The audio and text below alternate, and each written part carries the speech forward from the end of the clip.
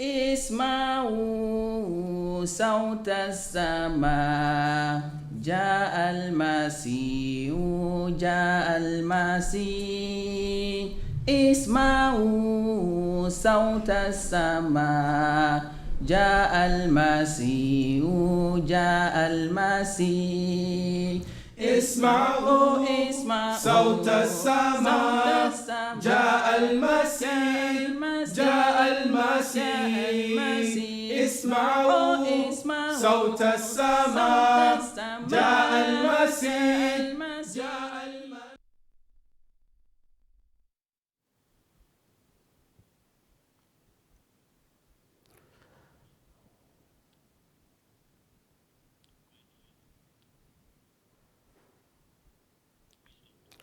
Assalamu alaikum wa rahmatullahi wa barakatuh. May the peace and blessings of Allah be upon us all.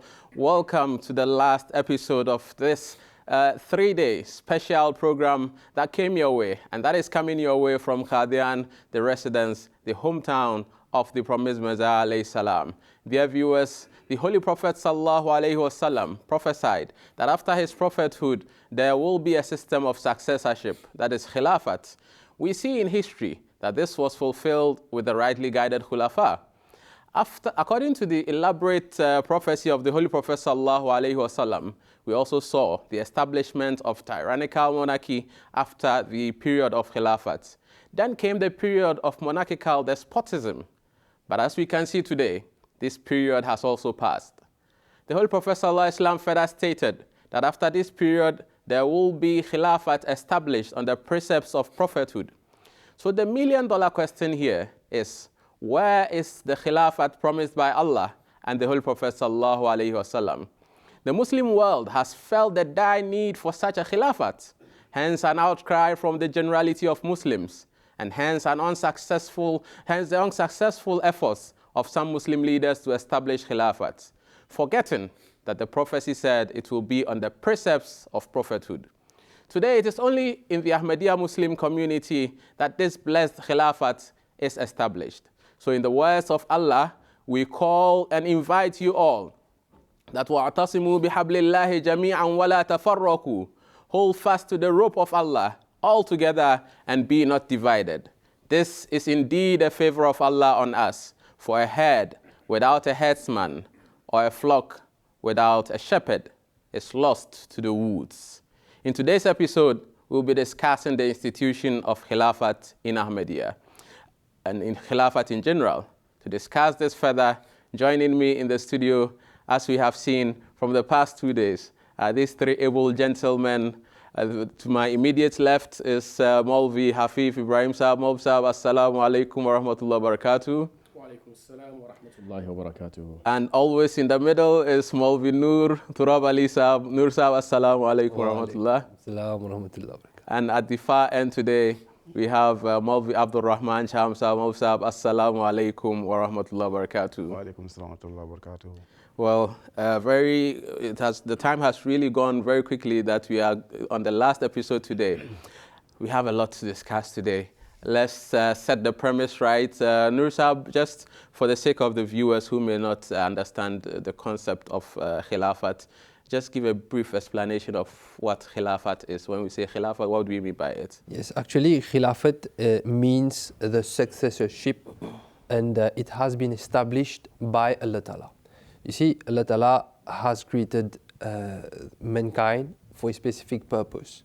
And in order to help mankind reach this purpose, Allah Ta'ala has provided the means for it. He has been sending prophets, and we find that in the past, Allah Ta'ala has even appointed Hazrat Adam as a vicegerent, as a representative, as a prophet, and has also been called a Khalifa. And we find that afterwards there were prophets who came with specific missions to guide some people, and Allah Ta'ala appointed other prophets to continue this mission. They were also called Khulafa. They were called caliphs of these prophets. And we find that, for example, in the dispensation of Hazrat Musa, of Moses, there were so many prophets, even so many people who came to continue his mission. They were all the successors of these prophets. So this Khilafat successorship has been established by Allah Ta'ala the Almighty to continue the mission, that is, the mission assigned by Allah Ta'ala to some prophets. MashaAllah. Cham, so let's carry the discussion about the concept of Khilafat forward. We know, it's open knowledge that after the Holy Prophet Islam, Khilafat was established. On what principles was the Khilafat established at the time? Just like Noor rightly mentioned, prophets are sent for a mission on earth. And of course, a prophet's lifespan is short. He's not going to live forever. And there's a need for somebody to be appointed by Allah Almighty to continue the mission of the prophet. And that's why after the sad demise of the Holy Prophet Muhammad Mustafa sallallahu alaihi wasallam, of course, Muslims were saddened and the enemies rejoiced. But Allah Almighty promised to the Muslims in the Holy Quran that He will establish a system of Khilafat, like He established that system, like Noor already mentioned before. And that's why upon the demise of the Holy Prophet Muhammad sallallahu alaihi wasallam, Hazrat Abu Bakr Siddiq was appointed or elected as the first Khalifa in the history of Islam. And there are conditions that Allah Almighty, put in place for this system of Khilafat to progress also, and what needs to be done, and what is the role of that system of Khilafat. For example, Allah Almighty said He will establish that Khilafat for them, and He will give them a religion that He has chosen for them. That is the Muslims who believe in Allah Almighty. And then Allah Almighty said, He will give them peace and security after their fear. And Almighty also, the condition is that they will worship only Allah Almighty.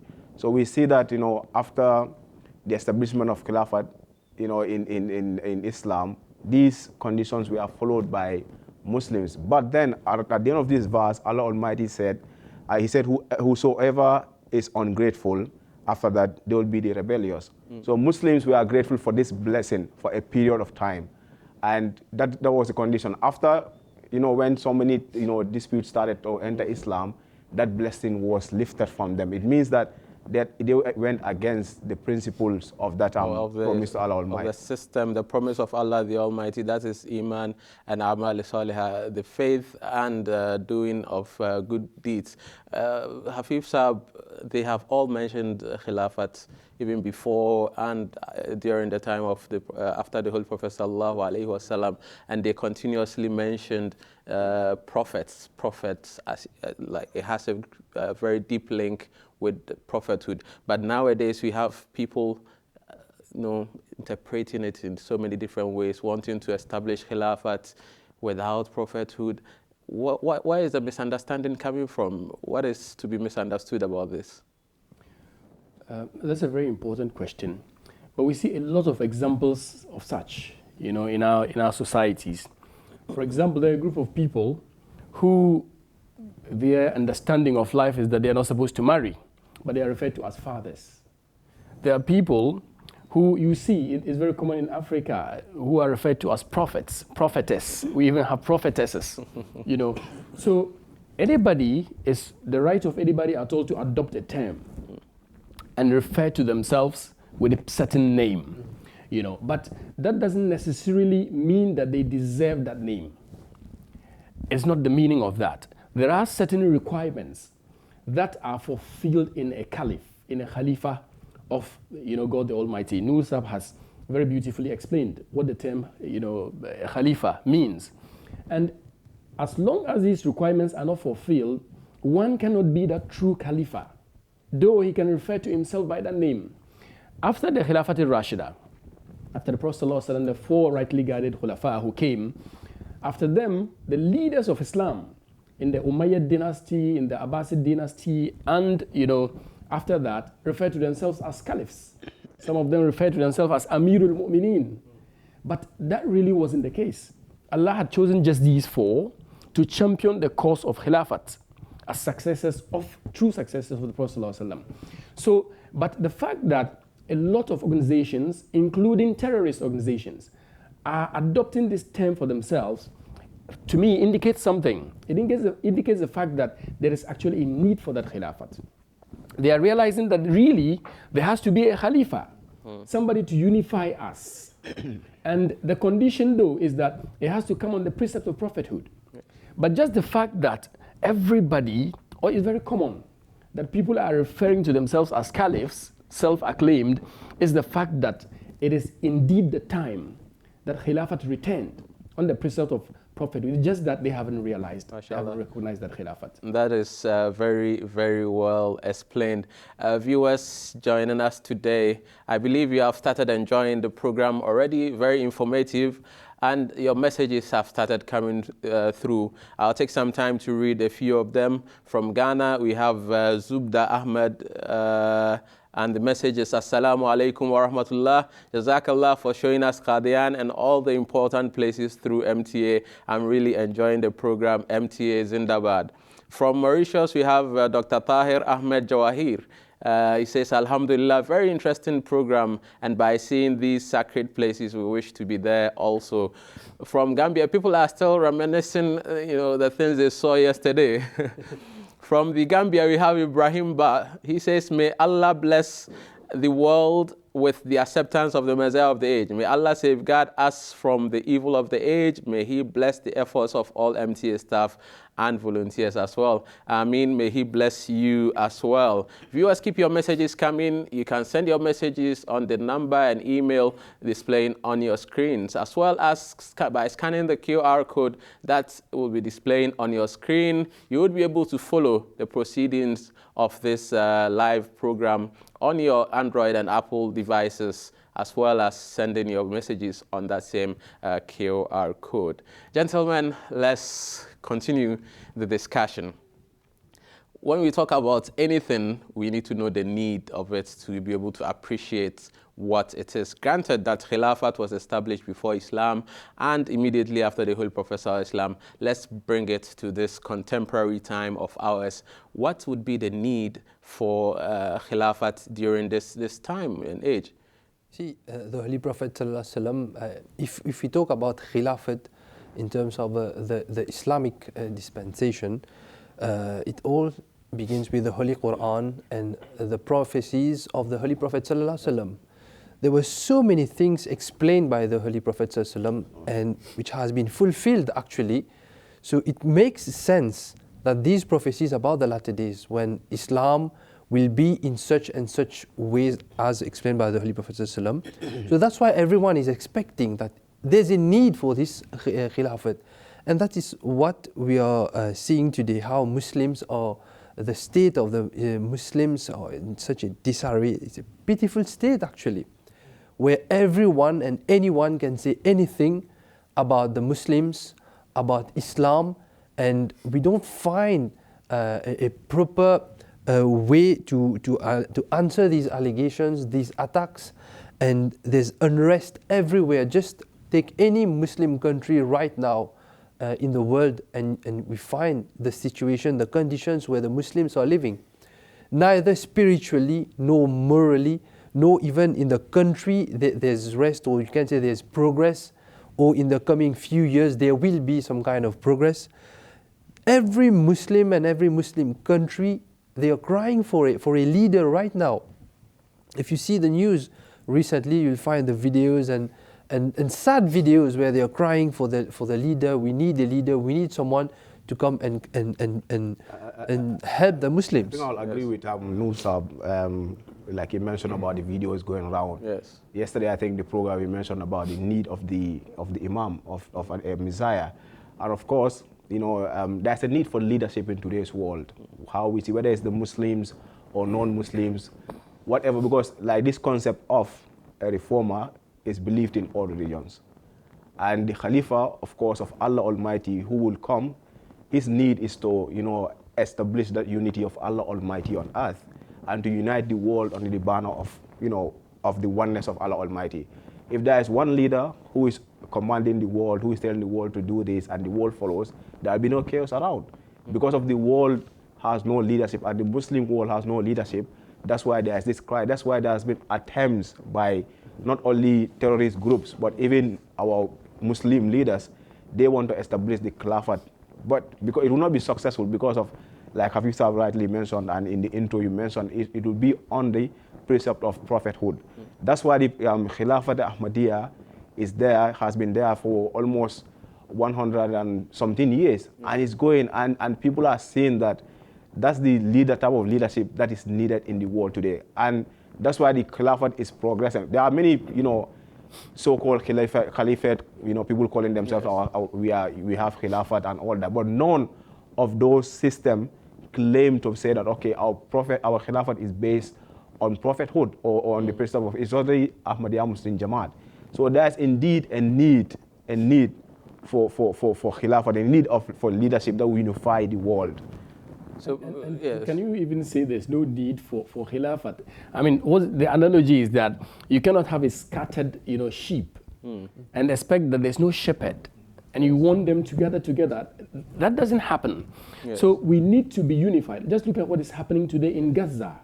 That is an indication that the Muslims are failing to unite because there's no leadership. Yes, the world is indeed in dire need of, there's no two ways about that. They themselves have made efforts upon efforts to elect a Khalifa, and that goes without saying that they recognize the need of Khalifa. That's why they want to elect one. But they have failed, as it has always been the case, because obviously it is meant to be an establishment of God the Almighty. And that is probably because he talked about the Gaza war. We see during the start of that war, the Muslim leaders, they went together in Saudi Arabia, and they could not even come to an agreement on how to help the citizens of Gaza. But Hazur, the Khalifa of Ahmadiyya Muslim Jama'at, he was saying the facts, what needs to be done and what should be avoided and all that. So if we have a united, front, if we have one leader, a Khalifa who speaks and we all obey and we all follow, all the Muslim world, today, Islam will be somewhere better than where it is today. Well, Noormohammad, let's carry the conversation again forward. Despite the fact that their actions show that they know there's a need for Khilafat, they also theoretically, say that our Khilafat has no foundation in Islam. It's a bit ironical, but how do you explain that? Exactly. Everyone is trying to establish some kind of leadership because, again, that was the teachings, and that is the teachings of Islam. That's what the Holy Quran, that's what the Holy Prophet ﷺ taught. Everyone knows that in this period, the Imam Mahdi should be here, Khilafat should be established. Everyone knows this.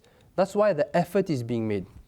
And ironically, when there is someone who announced that he is from Allah Ta'ala, that this Khilafat has not been established by men, they find something to say. But we know that this Khilafat has been established based on the teachings of the Holy Quran.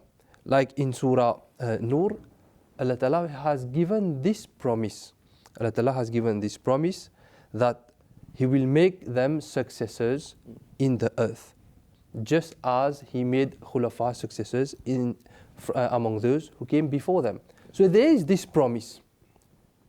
That's why the Muslims in general, they have this hope. They know that there should be a kind of Khilafat established right now. They are expecting. Plus, just like we explained, there's a need of the time. Everyone has been seeing this chaos around. So there's a need for leadership, for Khalifa.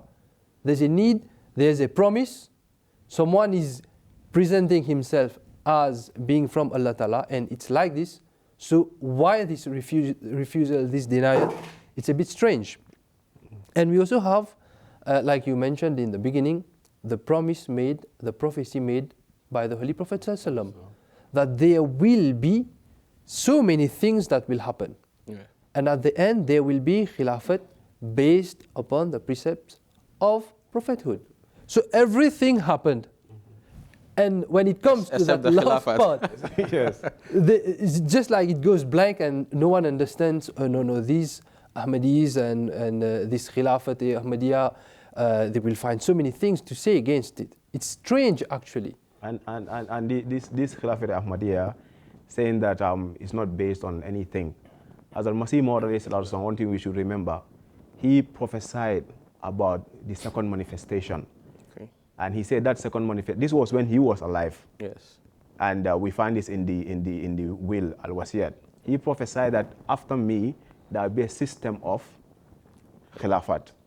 And he you know, Masih Maud Islam was so certain. Sometimes his certainty, it amazed me. Of course, he's a prophet. Yeah. He gets his revelation from Allah Almighty. There's no doubt about that. Someone is alive. He said, when I go, Allah will give you something better. And that something better, he said, is the second manifestation, which is Khilafat. And of course, there are like the verse of the Holy Quran, yes, and also the hadith of the Holy Prophet Muhammad Sallallahu Alaihi Wasallam. Masih Maud knew that I was that prophet, I was that Messiah, I was that Mahdi who supposed to come, and this is me. And after me, he had no doubt that Allah Almighty will establish the system of Khilafat. So after the Prophet ﷺ, when he passed away, the system of Khilafat started, and he planted that seed. And that seed is become a big tree, like I mentioned yesterday. I always like saying that. And today, that system of Khilafat, the progress of that for more than 100 and something years, no doubt proves the truthfulness of the promised Messiah, ﷺ. Even nothing else. Forget about all the prophecies and all that. Even this system of Khilafat definitely proves that Masih Maud ﷺ was a man sent by Allah Almighty. Well, that is one point that I want to draw the viewers' attention to. For about over 100 years now, the system of Khilafat has been established in the Ahmadiyya Muslim community, and it's been successful. We've seen results. If you are looking for something and you are not finding, and a group is telling you that we have established it for over 100 years now, what else do you need? Why don't you join them? If you just joined us, this is the Messiah of the Age program coming to you live from Qadian. Stay tuned as the discussions are ongoing, talking about Khilafat and the Khilafat of Ahmadiyya, to be precise, and what it has done throughout the 100 years. 100 years is a big period. What are some of the things that practically the Khilafat has done in service to Islam and humanity at large? So Khilafat is the continuation of prophethood. It's actually the same thing, as the prophet cannot live forever. The prophet is bashar, is a human being. And so the same task that the prophets carry is the same task that the Khulafa carry.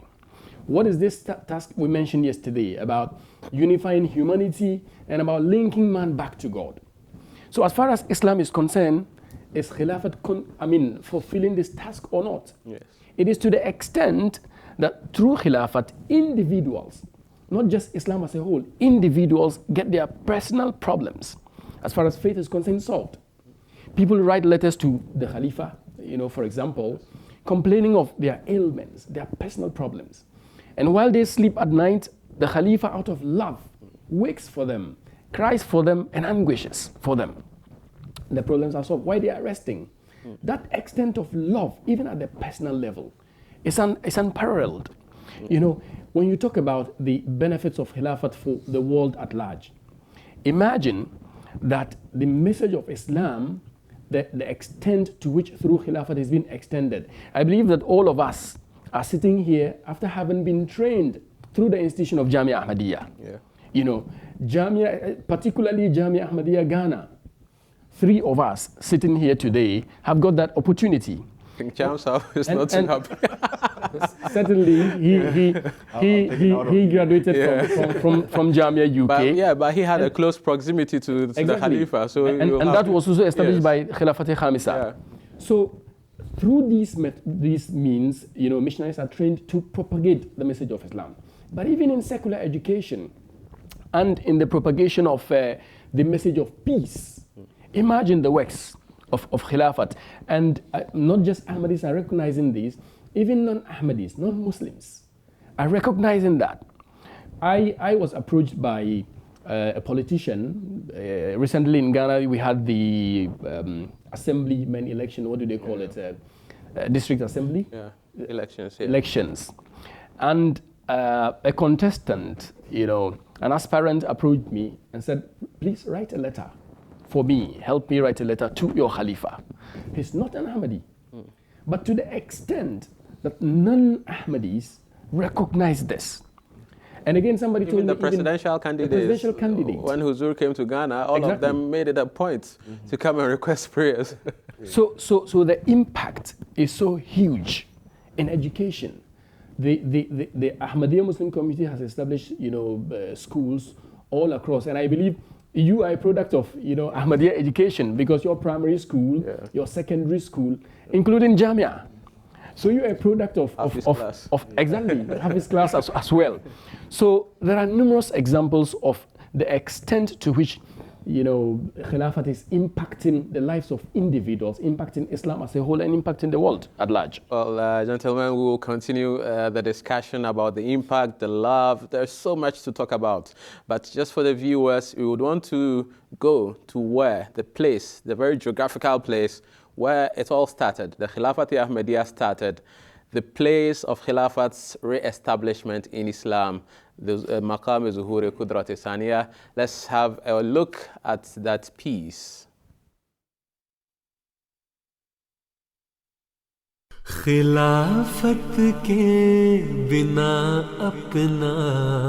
The night of 26th May 1908, the outpour of pain and emotions are heard from the companions of the promised Messiah ﷺ in Masjid Mubarak, as they bow before their Creator and try to come to terms with the sad news that the promised Messiah ﷺ, their beloved Imam, had passed away. They were trembling with fear and grieving a great loss. They could barely say anything clearly in their prayers. It was as if the earth had been pulled from beneath their feet. But a painful reminder that all men to ever set foot on the face of this earth are mortal, and as such must ultimately come to meet the judgment of their Lord. Inna lillahi wa inna ilayhi raji'un. The body of the promised Messiah ﷺ arrived in Qadian the following day. But even at this extremely sad moment, the opponents of the Jama'at left no stone unturned in ridiculing the personality of the promised Messiah ﷺ, as well as inflicting pain on the members of the young community. Some wrote about the destruction of the community, whilst others simply rejoiced at the occasion. Little did they know that Allah the Almighty was to manifest a great sign unto the people and manifest His glory for all eternity. This great monument was erected to signify and mark the significance of the second manifestation of divine power. In 1908, it was here the bayat was taken at the hands of the first caliph, Hazrat Haji Maulvi Hakim Nuruddin, radiallahu ta'ala anhu. And so the 1,200 members or so present here took the bayat, and with it the system of Khilafat commenced. Prior to taking the covenant of allegiance, in his address, he told the fellow Ahmadi Muslims that he had never desired to be their leader.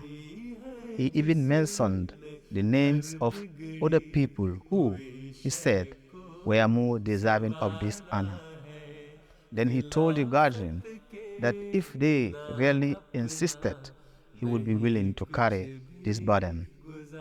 He reminded them, however, that the person who performed the bay'ah gave up all his freedom in the cause of Islam.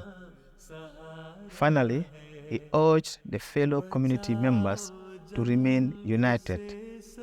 His address was received with great acclamation, and all those present performed the bay'ah at the hand of Maulana Nuruddin, who then became the first successor to the promised Messiah, ﷺ. Walking past this monument today, 114 years from that significant moment, reminds me of the words of the promised Messiah, ﷺ, which we have seen come true time and time again. You should neither grieve nor should you be heartbroken, for it is mandatory that you see God's second manifestation. The coming of that manifestation is a lot better for you, because it is eternal, whose succession will not terminate till the end of days. When I go, Allah will send to you the second manifestation, and it will stay with you forever. After the demise of the promised Messiah alayhi salam, the system of Khilafat has been tasked with the renaissance of Islam on this earth. It is our only salvation. This seed was sown by Allah Himself, its roots now extending to the crust of the earth and its branches wide into the heavens. No matter the wind of opposition that may blow towards it, it remains firm and shall remain till the end of time, inshallah.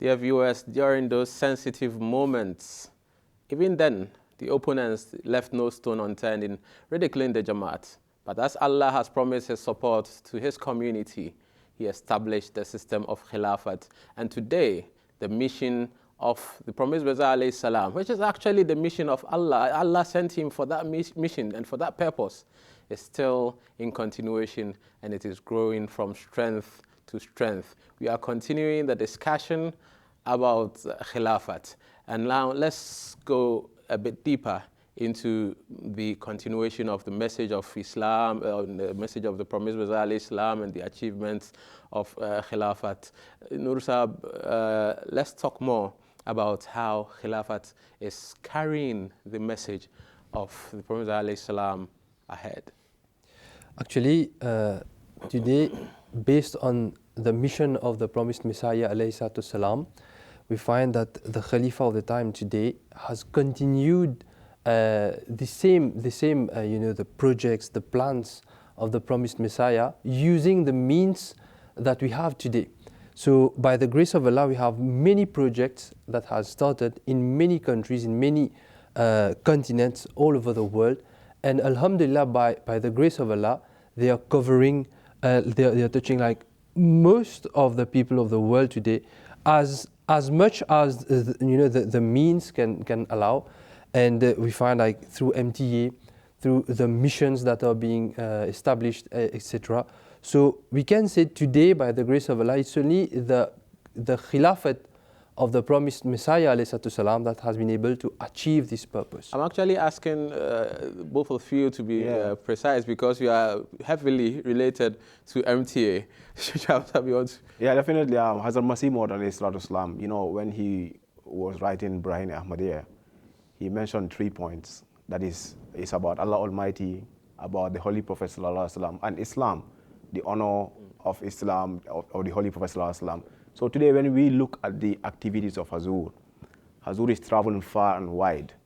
He addresses, parliaments, events where he, explained the beautiful teachings of Islam to people who are not Muslims. And some people have very big fear of Islam when they hear the word Islam. It's so misconcepted, so misunderstood. But when Hazur address them, they will come and say, okay, before what we hear about Islam and when Hazur speaks, what he say about Islam, people understand the whole picture or the true peaceful teaching of Islam. And Hazur, for example, his Friday sermons, we look at his Friday sermons when he stands in front of millions of Ahmadis all over the world. He's talking about Islam, the pure Islamic teachings. And even during the Friday sermons, some of the Friday sermons, he made the Badr, the Sahabas of Badr, and he explained each of them, their sacrifices, renewing our faith. Those are not like mere stories that Hazur will stand in front of us and talk for 1 hour. These are things that revive our faith, so that we also know that, okay, some people, during the time of Holy Prophet ﷺ, the sacrifices they have done for Islam, that is the same sacrifice that we have to try and do. Some people will say, okay, if I'm in the time of Holy Prophet ﷺ, I'll be a brave person, I'll be this and that. We are in that time. We have Hazur, we have Khilafat. Yeah. Let us be brave. And this is, the type of, spirit that Hazur is putting us, the Khalifa is putting in us, so that, we carry the message of the Holy Prophet ﷺ what the message of Hazrat Masih Maud alayhi salatu wasalam forward. MashaAllah. I believe you are talking about the impact that it is actually having on the people as well. Just before, you are from the Gambia, you are from Mauritius, Ghana, and people in all these areas are being impacted positively from Khilafat. You see, Hafiz, when Cham Sahib was explaining about how the Khalifa of the time, the Khalifa today is doing so much for the sake of Islam, for the sake of the world. So obviously it has an impact on the people. And when you find the Ahmadis all around the world, the relation, the special relation that they have with the Khalifa is simply like unique. You cannot find it anywhere else. We find that this fountain of knowledge, fountain of spirituality that the Khalifa possess, the way everyone is thirsty to drink from that fountain, by the grace of Allah today, we should say we are lucky to witness this relation. We have so many examples of how members from all around the world try, to go and meet the Khalifa. If this is, they find this effort from the Khalifa evoked, from the Khalifa of the time. So they try to reciprocate this, this love and try to go to meet the Khalifa. During the Jalsa Salana of UK, how people try to go to UK just to meet the Khalifa, have a mulaqat, meet Huzur. For however, the time that they get, it's like everyone will be saying, when I entered the mulaqat, it was like for hours, but actually it was only a few seconds. Like all their wishes, whatever they wanted, just like suddenly it was accomplished, fulfilled. They come out fully charged. Fully charged. So we know, I know some of the members who, they are not financially, very well off. So they save for the whole year. For the whole year, they save money. And they could have bought, I know a family that could have bought a proper house, invest if they saved that money, but they used it only to travel to UK, to stay in Bayt al-Futuh, and see Huzur as much as possible, get the mulaqat, pray behind their Khalifa. And they go back to their country, and they still have nothing there. But they are so spiritually charged because they just want to meet their Khalifa. And when I ask them, they say that yes, after this, every Friday, we will be watching our Khalifa, so we are just like connected with our Khalifa every week. I believe that spiritual charge is the essence of religion. It's the essence of our creation in itself. Talking about Friday sermons, there's someone narrates that it shows how timely the advice, the admonishments of Khalifa is.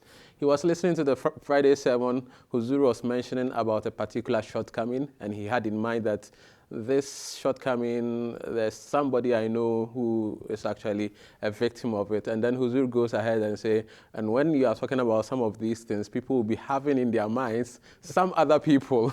And then he said, Toba, may Allah forgive me for whatever I was thinking. So they are very timely to that extent. But talking about the impacts, Hafif Sahib, is it only internal? No, it's definitely not only internal. In fact, and there are a lot of testimonies as far as this is concerned. We've witnessed so many times the Khalifa of the time visiting parliaments, visiting world leaders, organizing meetings, peace symposia, etc., and extending the message of peace. Why it is important that we deal with the rest of the world with justice, because that is a prerequisite for peace. And we've watched the Khalifa of the day champion that cause. What is even more interesting is that the Jama'at is a Jama'at of little resources, worldly speaking. Yeah. But the impact, the extent to which that this very limited resources is able to be put into use, effective use, such that that powerful message of peace, that powerful message of justice, that message of bringing humanity together is relayed, is amazing. Yeah. Even look at humanitarian activities within the Jama'at through Humanity Fest. it's very widely known in Africa, to the extent that boreholes are dug for communities that do not have water, to the extent that electricity is provided for people who are in the dark, to the extent that schools are built in the remotest area, where prior to the building of these schools, they had to walk miles, tens of miles to access education. So to that extent, you know, it's so clear that the impact of Khilafat is not only within Islam, it's not only within the Jama'at, but it extends to the rest of the world as well. And just to add to Hafif that, you know, it's what Jama'at is doing for the people. But even people who are non-Ahmadis, when they meet Hazur, they feel this love.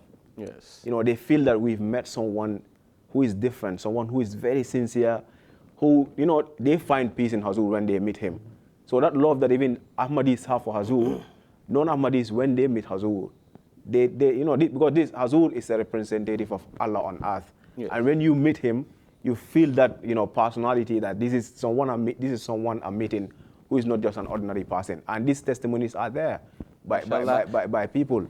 Viewers, stay tuned. We are going to show you some of the people, external people even, who have said things about our beloved Khalifa. May Allah be his helper. As promised, we're going to read some more messages as the messages are trooping in from many, many countries: Mauritius, Germany, UK, Ghana, Ivory Coast, and so on and so forth. From Mauritius, we have Kamil, Jawahir, and family, even from Pakistan. Kamil Jawahir from Mauritius, he says, and family, Salam, may Allah bless you all for the preparation of this wonderful program that we wait every year to watch. May Allah bless you too. From Germany, Tahsina, Hadika, Hiba, Tawkir, and Mufliha Nasir. I think I've heard these names before. They say, Assalamu alaikum, we really like the program. We were tuned in live from Germany every 3 days and recommended that others watch too. We learned many new things. May Allah Ta'ala reward everyone for their efforts. From UK, we have Awab, Zaid, Inaya, and Alian. They say, Assalamu alaikum. I hope and pray you are all well. Jazakallah for showcasing all the sacred styles of Qadian. May Allah bless the entire MTA Africa team and enable you to carry on the good work. Ameen. May Allah bless you too. From Ghana, we have Farwa Bilal. And the messages: we are watching the beautiful program and learning more about Khilafat and Qadian. May Allah bless your efforts for sharing knowledge with us with the blessed channel MTA. Ivory Coast, we have a message from Ivory Coast. It's from Suru Al-Hassan Sahib. He says, Assalamu alaikum. We are really thankful to MTA for holding such programs to keep us attached to Khilafat and realize its importance. May Allah enable the world to recognize the Messiah of the age and his Khulafa. Ameen, thumma ameen. This is our prayer. Gentlemen, let's continue the discussion. We were talking about the love that Ahmadis show to the Khalifa, and the Khalifa also showed to Ahmadis. And for me, that is a sign of the truthfulness, to be honest, because there's a hadith that says that when Allah loves somebody, he commands the angels that go and command people that this is a person that I love, so they should all love him. Let's continue with this discussion. Cham, I can see you want to yes, you have more down your sleeves. Yeah, you are talking about the purity of that love. Hazrat Masih Maud alayhi salatu wasalam said he believed in, you know, prophets who came, like, Krishna and others, because he said if people love you for such a long period, it means that you are a man of God, you know. But so when we come to Khilafat also, this love has been there since its establishment. Yes. And we can see people in the remotest areas of Africa. For example, being missionaries in Africa, for example, we go deep into the villages sometimes. You will meet people who have never seen Hazur, who have never met him. And sometimes you say salam, the first thing they ask you, especially when we are in Jamia, because they know that we are from UK, they will not say, how are you doing? How are the people that you left back home? I mean, they will ask you, how is the Khalifa of the time? And some will even, when you start narrating your relationship with Hazur through the period, and some will even be in tears. They show so much love for Hazur. It's just amazing. So it shows that, and some people, fortunately, they have MTA. Yeah. And you can see even when Hazur is speaking, when Friday summons, how eagerly they will sit I know before, when MTA, of course, in Gambia, for example, we are not translating into local languages. Even in English, when, for example, the translation was in English, people will eagerly say they don't understand what Hazur is saying. But just seeing the beautiful face of Hazur is enough for them. And alhamdulillah, now, translation is going on in local languages. And people will sit down, even, some people will say the testimony, how pleased they are to be able to see Hazur and hear what he's saying directly. And this increased the love of those people who are, I'm not going to say, unfortunately, they didn't meet Hazur, because they see Hazur and the love is so pure. Allah has created a link in so many ways between the Khalifa and the Jama'at, even through MTA. That's a form of meeting. During this COVID period, these virtual mulakas that came up, these are all meetings. Exactly. And talking about this, the members, the Ahmadi in 4 villages, once during the work fair Azi in the northern parts of Ghana. So it really surprised me, like when I reached there, when we saw the children watching the Friday sermon. It was on a small TV. The mosque, they had only the basics. So even in that far off place, on a very small TV, you find children waiting for the Friday sermon, just sitting there. So what really shocked me is that the children were also having this love for the Khalifa. And they have this, this desire, this passion that we will meet the Khalifa, inshallah. But for now, the Friday sermon is our connection. And we find like how Hazur was so pleased during this COVID time to see the members during the virtual mulakat, and how Hazur will be asking questions about how they are doing. And I read somewhere like after the first Jalsa, which was held post-COVID period. Yes. So it was on a small scale. I think Cham can narrate it a bit better there. But it was narrated that Hazur made this comment after the Jalsa, that he was a bit in a kind of some kind of sadness, that this atmosphere of joy, and when everyone will be coming to Islamabad to meet him, to be around him. So he kind of missed that. He said that the Jalsa was nice, everything was good, but meeting the people was missing. This love of the members of the Jama'at, for him to give his love, to show this love for the members. So Hazur mentioned that he misses that a bit. In fact, the absence of the international bayats, that in that particular Jalsa was heavily pained. People took the pain and complained a lot. Or of course, it was done for the good of it. I've come to the understanding, I've heard, that MTA Ghana made a survey, and the most watched program on MTA is the Friday sermon, where Hazur meets us, and speaks to us directly. Not only in the Jama'at, but also externally. I can confirm that. Including non-Ahmadis. But it's a two-edged sword. The members, the extent to which they love their Khalifa, the Khalifa even loves us more. And it would not be an exaggeration to say that the Khalifa's love for us is more than our parents' love for us. It would not be an exaggeration. There is, a letter in circulation of a young child, a girl, who wrote some drawings of her flowers to Hazur.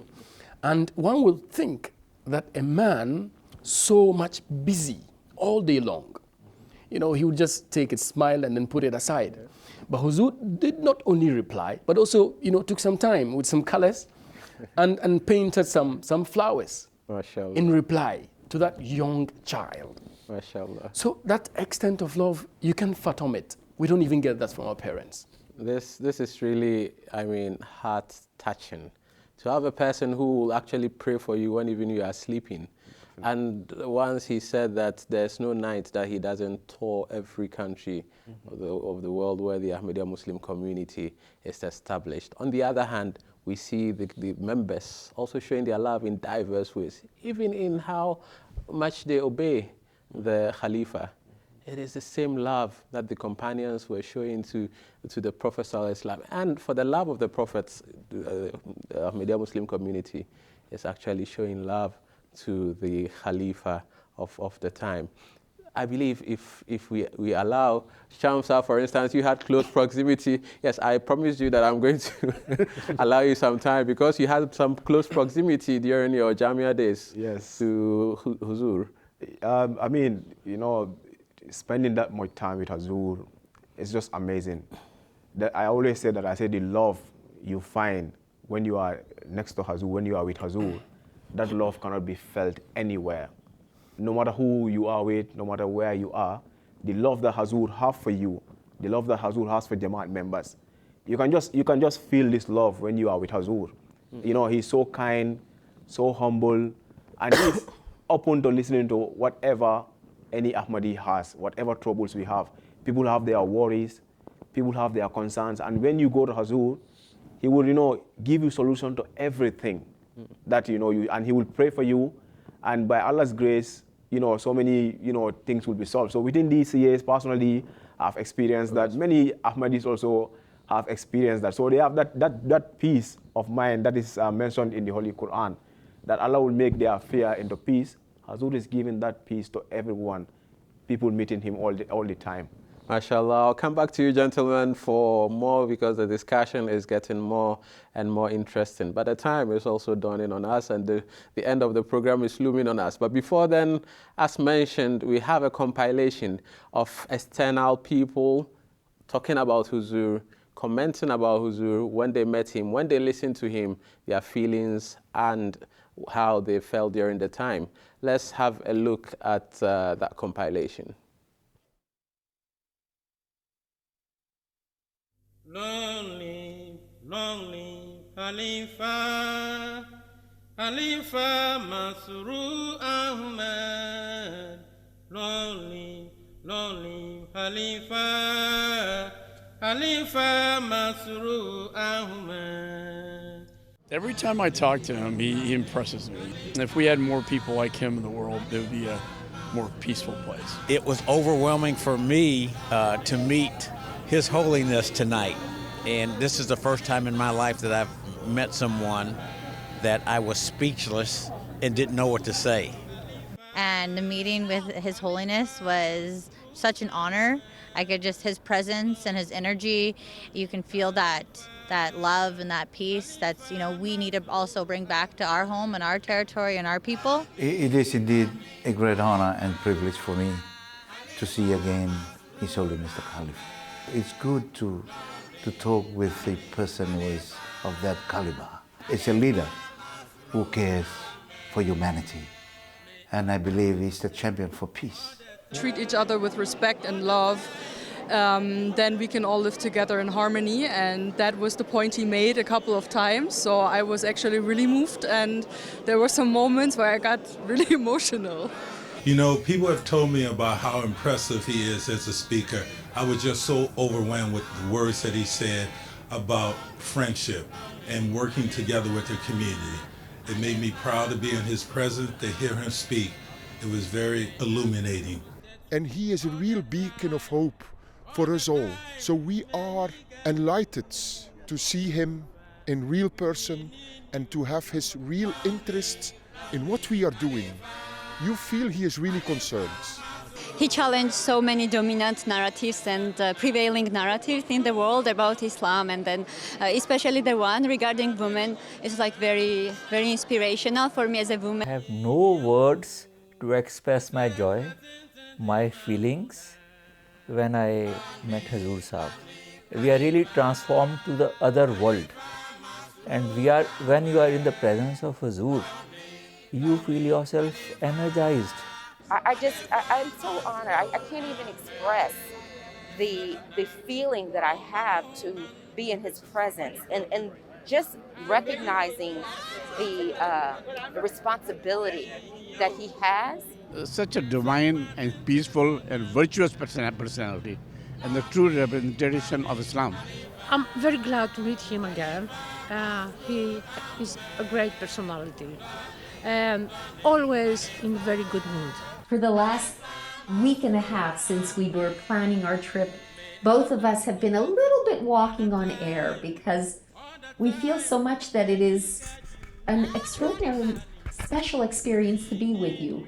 You know, we feel that light and that wisdom that comes from you, and somehow our days go better and our weeks go better after we've had the opportunity to be around you. So we thank you.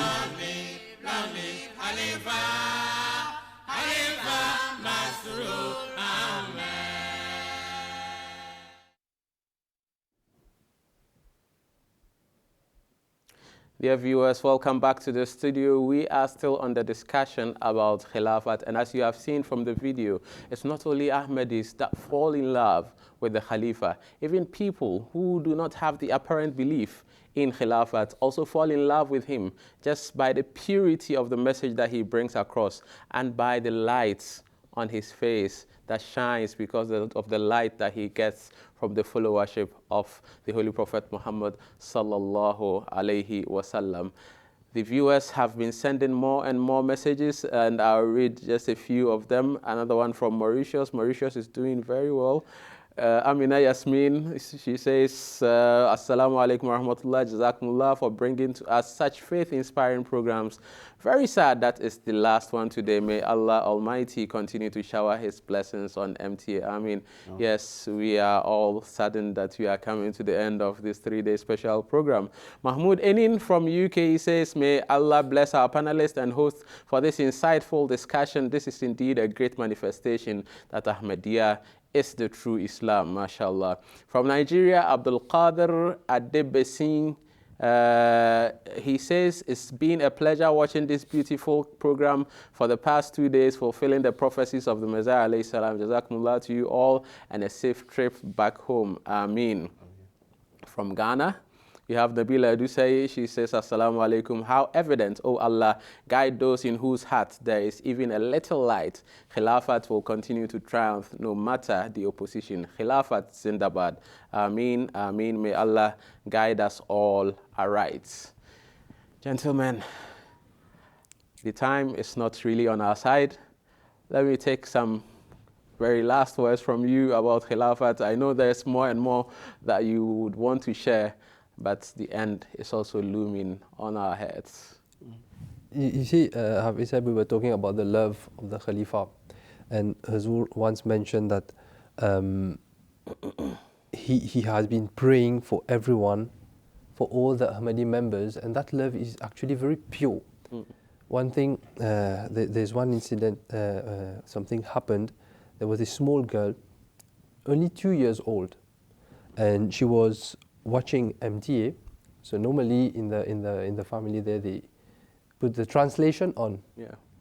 So she came and she made the parents understand that they have to change the translation because she wants to hear the voice of Hazur. So even you see, even among the children, even though they have not yet met beloved Hazur, just the voice of the Khalifa has a deep impact on them, how they feel this love, and she just wanted to listen directly to the voice of Hazur. That is really wonderful. Cham. Yeah, of course. For me, I think as Ahmadis, we should always be grateful to Allah Almighty for that system of Khilafat. We should always pray for the Khalifa. And today I was in the mosque, I was praying, one person was praying next to me as well. And after the prayers, he just started praying for Hazur while sitting down, and he was crying. And I felt in me that if this should continue in Ahmadis, if this should be our attitude towards Hazur, Khilafat, then Allah will continue blessing us with that Khilafat. Yes. We should always pray for the Caliph of the time. Yes. Right, indeed. Very well said. How beautiful these stories are. They come with a condition. And the Quran itself, the very, ayat istikhlaf, mentions that the condition is obedience. We must value and we must regard this Khilafat. Until we obey every directive of the Khalifa, we will not be able to continue to enjoy this blessing. MashaAllah. Jazakumullah. Thank you very much, panelists, for these 3 days. Very insightful discussions. And jazakumullah to you, dear viewers, for joining us throughout the 3 days. This is the day that we bring a close to all that we've been talking about. But if you joined us from the first day, you realize how we talked about Jalsa Salana, which is a fulfillment of the prophecies of Hazrat Imam Mahdi alayhi salam. And then again, we talked about the promise of alayhi salam himself, the prophecies pertaining to his life and how he lived his life and how that fulfills the prophecies that were made before him. Today we are talking about the continuation of Khilafat, the continuation of the message of the Prophet Hazrat Mirza Ghulam Ahmad alayhi salam. And today we see the Jama'at growing from strength to strength. And this is despite all the efforts of the opponents to bring an end to Jama'at. Noor Khuda hai kufur ki harkat pe khandazan punkhon se sharag bujaya na jayega. This light, this is the light of Allah, and it's not going to be diminished because of any effort that anybody is going to make or do. So if you are watching us and you are an Ahmadi, your faith should be strengthened. And if you are not an Ahmadi as well, you should think about your faith. We started 3 days ago, and now we are coming to an end. Such is life. Our lives will come to an end. Let's think about it again, and let's hope and pray that Allah blesses us with another year to come back again to you with this program. Until then, wassalamu alaikum wa rahmatullahi wa barakatuh.